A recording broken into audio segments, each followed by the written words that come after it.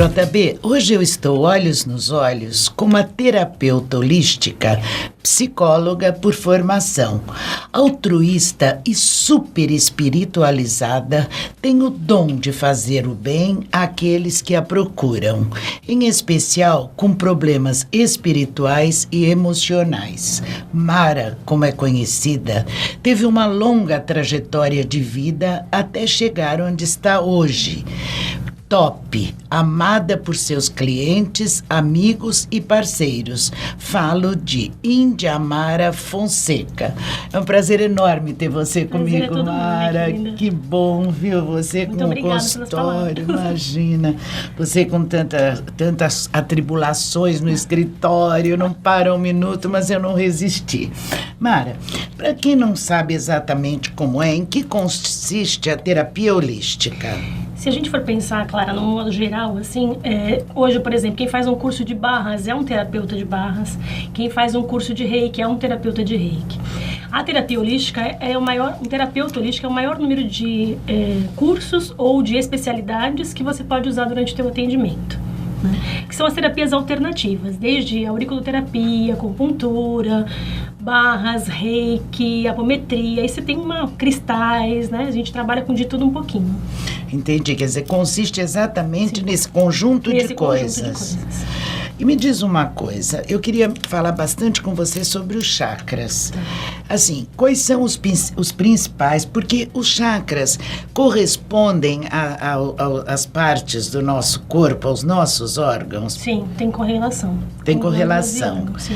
Então, quantos nós temos e quais são os principais? Nós, na verdade, temos muitos chakras no nosso corpo. Astral, acho que aproximadamente mais de 300 e poucos chakras, mas os principais são os 7, né? Os 7 principais básicos, que é no ponto principal aqui tem relação com os órgãos femininos ou masculinos, o umbilical, o plexo, que é na altura do estômago, o cardíaco, o laríngeo, frontal e coronário. Superiores nos conectam com o divino e os inferiores nos conectam com a energia da Terra, né? A energia de Gaia. Que interessante, energia de Gaia. A gente uns chamam de Terra, outros de Gaia, cada um vai dar um nome Mas específico. O que vem a ser bem a energia da Terra? O planeta? A gente entende o planeta como uma consciência, né? Ela é uma consciência viva que nos proporciona energia o tempo inteiro. Nós somos sustentados por ela. Assim como somos sustentados pelo divino, ou quem quiser chamar de Deus, ou a maneira que quiser, a nomenclatura que quiser usar. Sendo do bem é aquele que a pessoa tiver fé, né? Agora, voltando um pouquinho ainda dos chakras. Você falou do divino e falou do planeta Terra. Isso. Agora eu pergunto assim para você. Os do planeta Terra, por exemplo, tem algum ponto do corpo que se relaciona com o coração? Tem algum que é com o rim? Que às vezes assim, tal chácara está em desequilíbrio. Qual é o órgão? O terapeuta sabe isso? Sim, cada órgão tem cada chakra tem seu respectivo órgão ou glândula, né, principal conectada. Mas acho que o mais importante quando a gente fala assim de Gaia, eu vou te dar um exemplo de chakra, o que significa, né? Tá. Todas as nossos desejos, nosso impulso, nossa parte instintiva está ligada ao chakra básico. Então quando você diz assim, eu estou com fome, é o básico que está dizendo para você.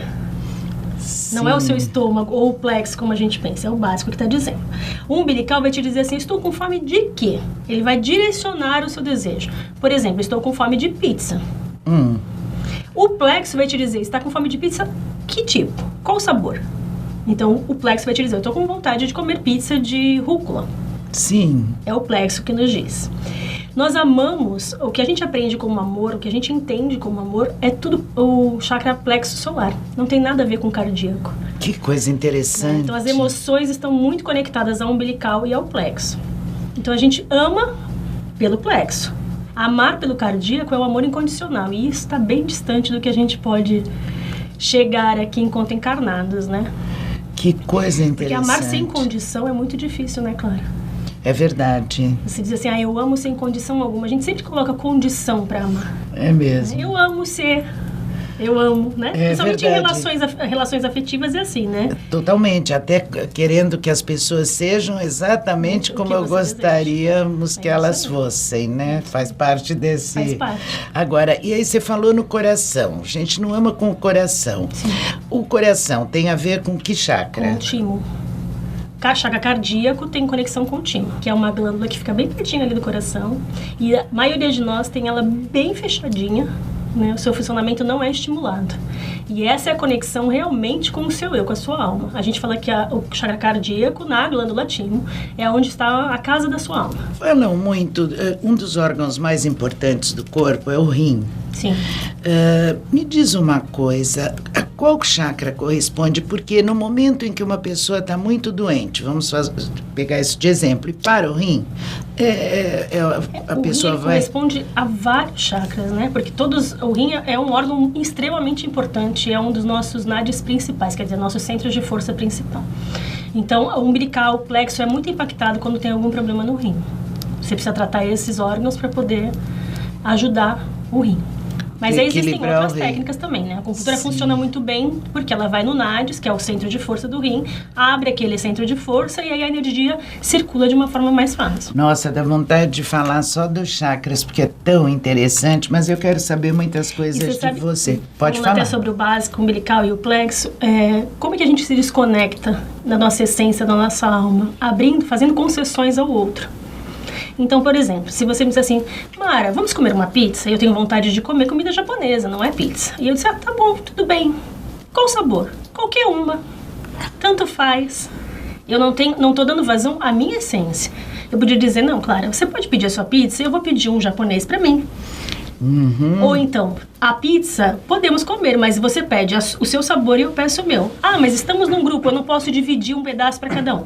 Eu peço uma frutinha, mas eu vou comer aquilo que eu tenho vontade. Entendi. E aí eu sempre falo que um exercício pra gente se conectar com a essência, exercício básico, né? Bem primário, é você beber e comer o que você tem vontade de verdade. É você parar e dizer, bom, eu estou com vontade de tomar água ou eu prefiro tomar uma limonada? Eu prefiro tomar uma limonada, então eu vou tomar a limonada. Uma super dica. Sim.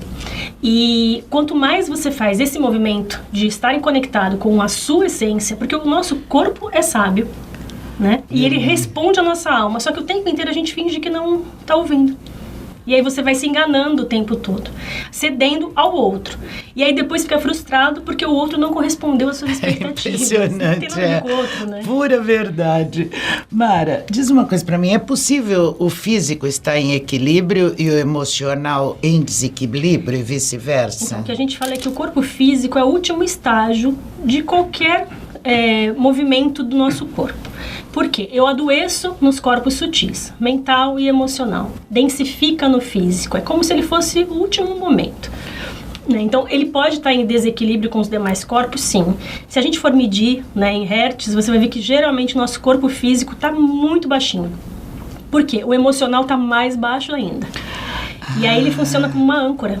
Sempre primeiro o emocional, O emocional, né? e o mental. E o mental, Assim, com que elementos mais uma terapeuta trabalha? No seu caso, inclusive, porque você que eu estou conversando.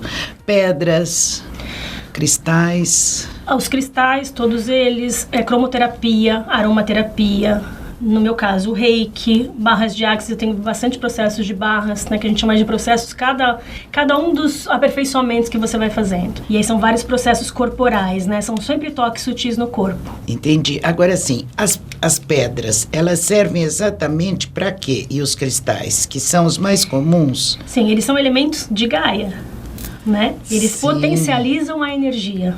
E o equilíbrio também? E o equilíbrio também. Sim, então você pode usar os cristais para alinhar os teus chakras. Que bárbaro. Sim, cada chakra tem uma representação de cor e de pedra. E aí você pode usar em casa mesmo, você pode usar as pedras respectivas em cada chakra, sobre cada chakra, e colocar uma meditação, colocar uma música para relaxar.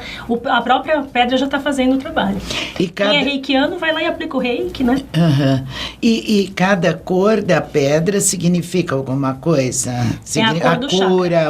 A cor do chakra. Essas pedras, em relação com o chakra, é a cor representativa do chakra.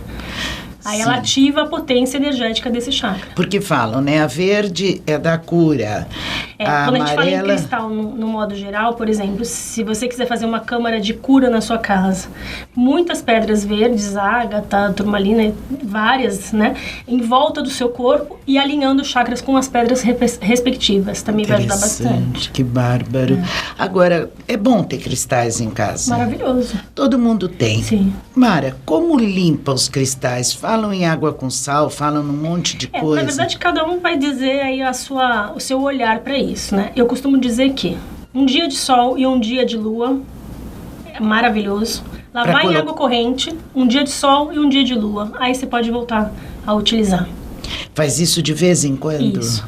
Não é uma coisa que você precisa fazer todo dia, né? Depende do uso. Se for em casa, as drusas, estabelece lá o dia da faxina, né? E aí já faz a faxina energética também. Porque eles captam também as energias do ambiente. Eu costumo dizer que a ametista, né? A drusa de ametista, para estar na porta de entrada de casa, é excelente. É a roxa, né? A roxinha.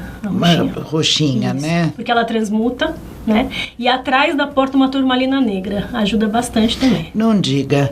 Mas assim, só num copinho, numa caixinha? Pode ser no chão direto, ou num móvelzinho que você tem. A turmalina eu costumo dizer escondidinho mesmo atrás da porta, né? Mas a ametista você pode usar no móvel que você tenha na entrada da porta, não importa. Entendi, nossa. E os cristais, drusas de cristal branco, né? Que é aquela comum em qualquer lugar da casa. O branco que você diz é o transparente, no caso, né? Isso. A gente fala de drusa porque é aqueles espetadinhos, né? E aí isso. cada ponteira delas tem representação com uma pessoa que mora na casa. Então, por exemplo, se tem 5 pessoas morando na residência, uma drusa de 5 ponteiras. Nossa, eu ganhei um enorme desse tamanho, tá na entrada do meu apartamento, eu ganhei de um astrólogo, do Jorge. É maravilhoso. Maravilhoso. Eu vou então dar um banhinho nele, vou cuidar água melhor. Corrente, sol e lua. Mara, eu vou perguntar uma coisa para você, mas diante de tudo que você está falando, é até uma redundância. As mágoas causam doenças? Muito. Eu diria que são fatores importantíssimos para adoecermos. Mágoas e frustrações. Como eu disse, a gente adoece nos corpos sutis. Então, primeiro, o emocional e o mental. Então, às vezes, um caso que ocorra na minha vida que tem um impacto muito grande, que eu não consiga lidar, eu acabo adoecendo em virtude daquilo. A doença no corpo físico é um alerta. É para dizer assim para você, olha, você já olhou para isso? Você precisa olhar para esse aspecto aqui. E a gente faz de conta que não. Aí você vai, toma remédio, vai no médico, faz paliativos e não olha de fato para a causa, né? A gente só trata o efeito. Pulmão. Hoje a gente vê tanta coisa, medo, né? Medo de conexão com a morte. Conexão com a morte. Isso. Chega a esse ponto, né, Mara? Nossa Senhora, o emocional e o espiritual é uma coisa assim tão... com tantos mistérios que a gente nem imagina e tão fáceis de serem vistos, né? Nós não fomos educados para isso, né, Clara? Ninguém foi educado para olhar para si. Né? Você foi educado para agir como manada, costumo dizer, né? O que um faz, todos vão fazendo atrás, né? E aí aquilo ressoa comigo, é a minha verdade? Não, não é. E aí você continua fazendo. Você sabe, nós chegamos já praticamente ao finalzinho do nosso tempo. Mas eu queria tocar num assuntinho com você, brevemente, sobre a constelação familiar. Sim. Uma excelente ferramenta. Para processos terapêuticos, uma excelente ferramenta. Você já ouviu falar um pouquinho? Eu ouvi falar porque eu trouxe já aqui no programa o Roberto Debski.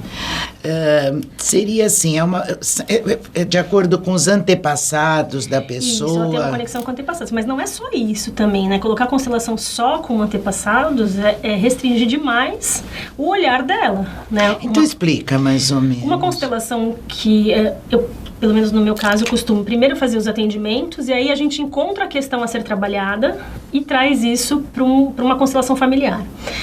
Observar essa constelação e trabalhar depois os efeitos dela, isso não é decifrar a constelação, né? Porque a gente, como constelador, costuma dizer que você nem olha para isso, né? Você deixa a energia só fluir. Mas no processo terapêutico, eu acho super importante, porque aquele olhar da constelação, né? Você conseguir olhar de fora a situação, faz com que a pessoa consiga cair fichas e para o terapeuta dar um caminho a seguir, né? Um caminho a seguir. A pessoa, ela detecta durante eu acredito que seja, cada uma tem a sua forma de reagir, mas numa constelação, é fácil a pessoa perceber o que está acontecendo no espaço, ou seja, muitas vezes não. O próprio constelado. O próprio constelado. Muitas vezes não. Às vezes é um choque tão grande que ele bloqueia. Às vezes a ansiedade faz com que ele não preste muita atenção no que está acontecendo. E às vezes as fichas vão cair muito tempo depois. Pode haver uma recusa da pessoa também? Uma resistência enorme, pode. Eu acredito que sim, porque às vezes, eu não sei, mexer assim com o passado bem remoto, não é o ontem, é que né? O passado... Não importa qual a questão, reflete no agora. A constelação traz apenas aquilo que está refletindo no seu agora. Né? Então, ainda que tenha sido um movimento passado ou de antepassados, tem conexão com o hoje. Entendi. E aí, muitas vezes, olhar para isso impacta. As pessoas não conseguem lidar com essa situação. E aí, na resistência, eu não entendi nada, eu não consegui identificar. É normal de acontecer. E aí a gente bate um papinho depois. Nossa, que coisa boa. Olha, eu conversaria a tarde toda com você, também, viu, Mara? Obrigada por ter vindo. Eu que agradeço. Até uma próxima, se Deus quiser. JB, eu acabo de conversar com a terapeuta holística Índia Mara Fonseca, a querida Mara, que nos esclareceu tantas coisas gostosas, bonitas, espiritualizadas e coisas que nós vivemos no dia a dia e é tão importante sabermos. Para você, JB, e para todos que ficaram conosco até agora, um beijo, até o próximo programa.